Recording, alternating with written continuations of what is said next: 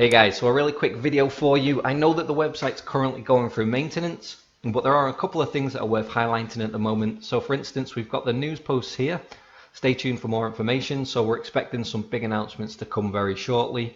I mean, if you go through to the news page as well, you'll spot that things have been separated for Xbox and PS4, and the updates have been given their own tags. So they're clearly doing quite a bit on the maintenance ahead of the beta and ahead of things like the PS4 launch.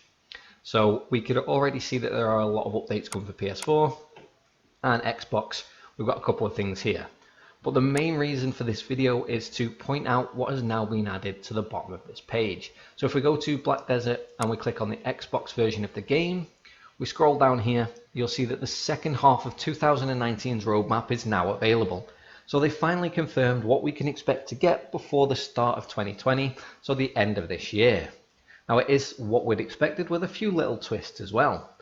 Now before we get into this and have a look at what is coming, obviously you can see it on the screen. What I would say though is take this with a pinch of salt. You can't tell the order of the releases based purely off this picture. Villas and campsites are already added at the bottom, and they always add this little disclaimer and so much more. So the systems that we can expect to get in place are things like the ferry system, the tier 8 horses. We're going to get access to Dark Rifts and the adventure log, which are things that are great on PC and are going to add a lot more in terms of the PvE side of content for people. So it does help to broaden the audience of the game, especially for those not 100% interested in PvP or just enjoy the game for the sheer vast amount of things that you can do. A couple of things that you'll have already picked up on is they have pointed out 6 new classes, and they've also detailed the classes there. So I know that a lot of people have been asking for Mystic, for Valkyrie and for Tamer. Congratulations guys, they're going to be with you before the end of the year. Now this isn't going to replace the Tamer when Valk when post that we get all over social media non-stop. However, what it will do is at least reassure people that these classes are being worked on and that they are due before the end of 2019.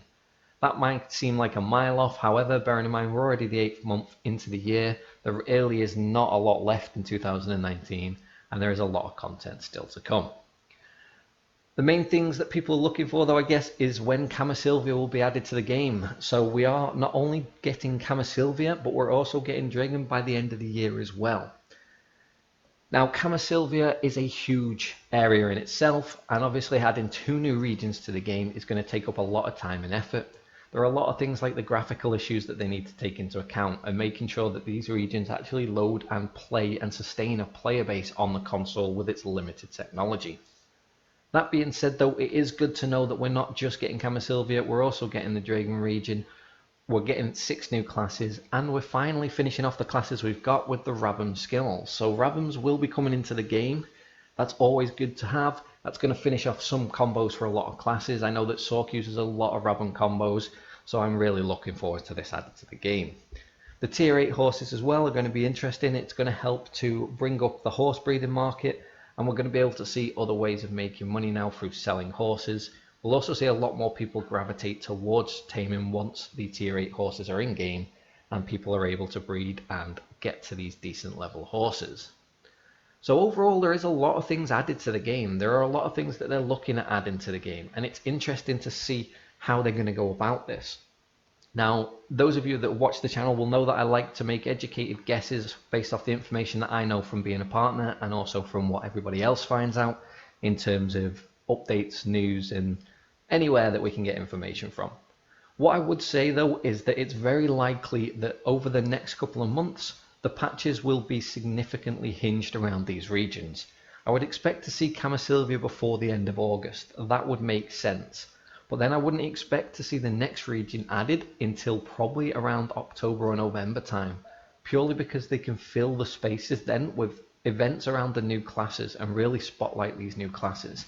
They can add new world bosses and make a big deal out of it. Dark Rifts and the adventure logs, again, it's something that they can do events around. So although I know everybody really wants this content to be added at a quick rate and they want to catch up to PC and have all the content that they've got and be able to do everything you can do on PC, just embrace the fact that they can add some really good events. We can have a good time with the new classes. The PvP can start to grow and develop as people start to get comfortable on their new mains. Once all the classes are added to the game, people will start to then invest a lot more time in gear and they'll be a lot more focused on PvP. There'll be a lot more group activities going on. Things like the Dark Rifts, new world bosses, and obviously the new regions are all good for that. Overall though, I'm happy with what I see on this second half of the year roadmap. I'm glad that there are no huge glaring things that are missing. I would have been upset if we had things like no tier 8 horses until next year, if we didn't have new classes added in any kind of meaningful number. I mean, being told you'll get one new class every 3 months, for example, just wasn't going to cut it for the player base.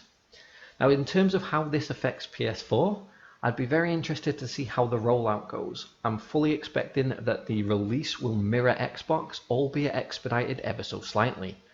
Thanks to the way the patches have already been implemented on the Xbox console, PS4 doesn't have to go through the same sort of patch cycle.